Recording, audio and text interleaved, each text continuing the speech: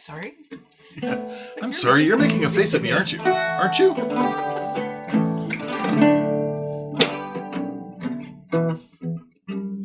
Oh, you don't know how to do that?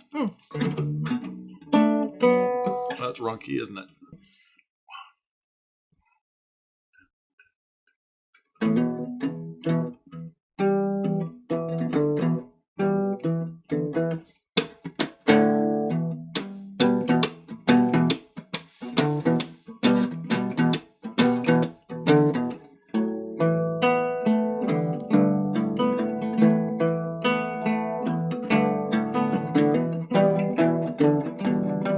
My name is Lynnette Hensley.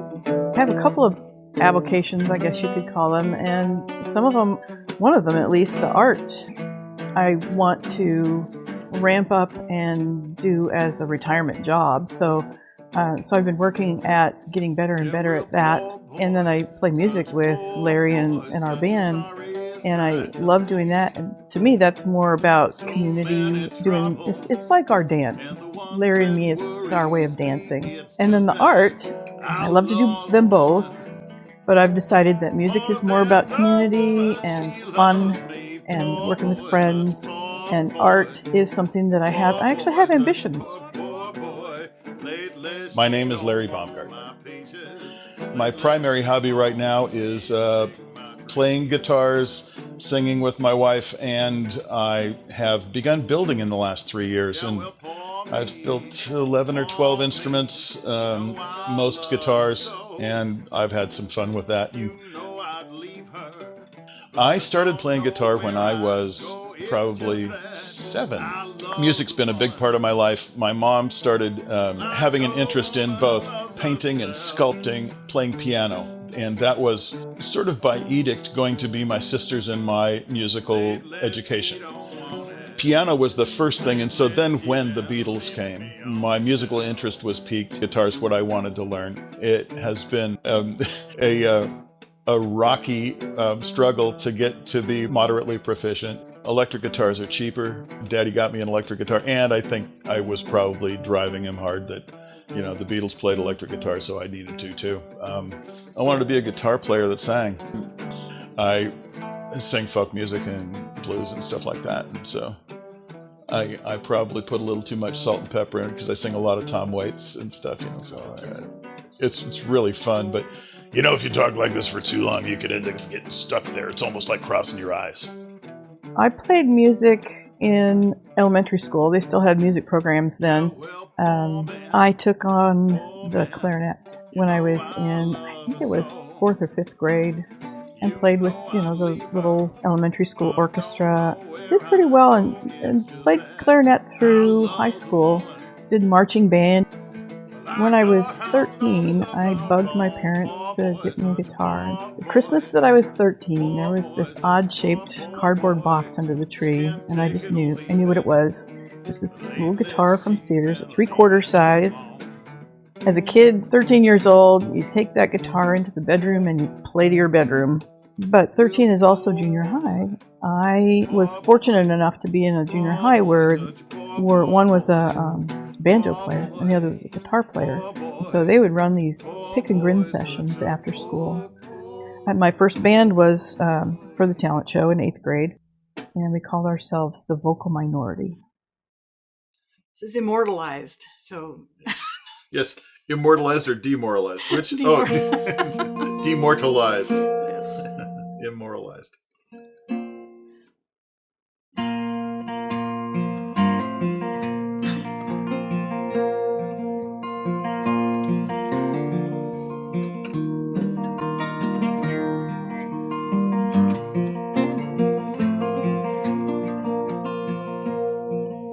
It's tough before the aftermath, waiting for the sky to rain. Lynette's son Ben came here to go to school, and while he was here, he had just begun to build some very simple ukuleles and basically learned that in our garage with his grandfather's tools. He said, "So before I go, would you want to build a guitar?" I do believe my answer was hell yes. it's a pretty simple process, really. With the glues and adhesives that are available now, you pick a piece of wood that you like, you think it looks pretty, and most wood is the tops are book matched, and that means that you sliced down the middle of a piece of wood and laid it out so that this surface and this surface is where the saw passed through, and it's going to have the most similar pattern. Since this is, if you look closely at this, it sort of looks like corduroy straight lines. You don't really see it there that much. But when you flip a piece of wood over and you see it like this, it makes a whole lot of difference.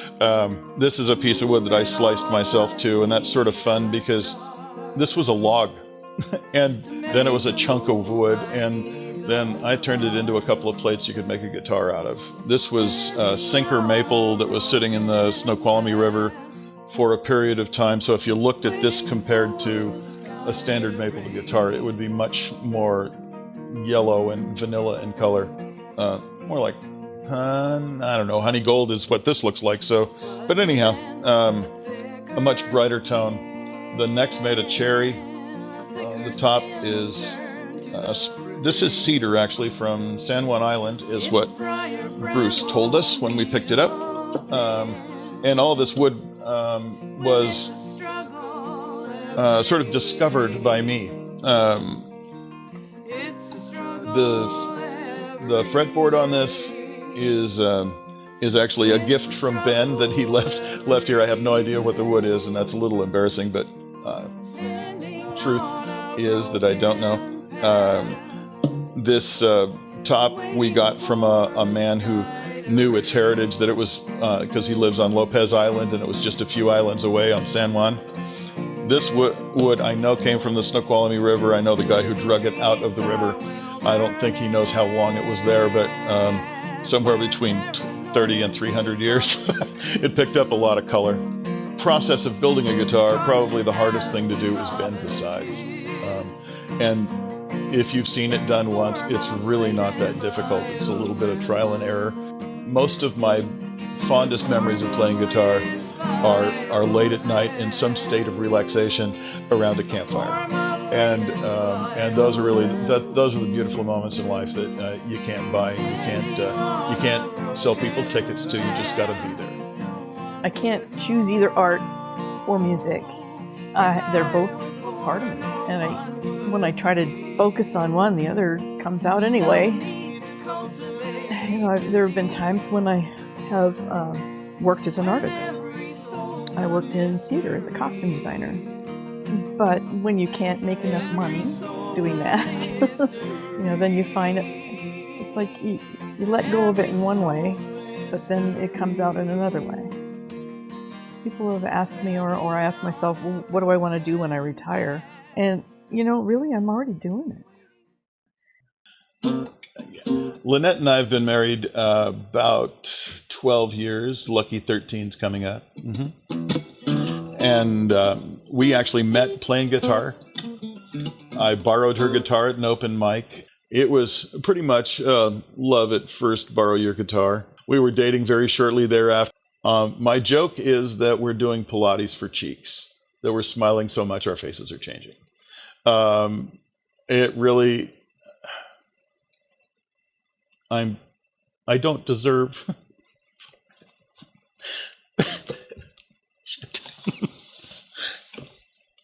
I don't deserve the privilege to have this good a life. How do I feel about it? That's a huge question. How do I feel about Larry?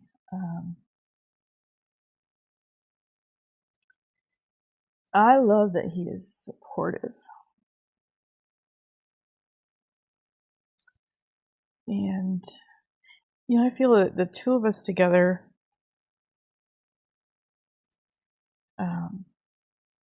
are such a good balance. He's so different from me, and I'm so different from him, but we fit together really well. It's not hand in glove. It's more like it's a good balance.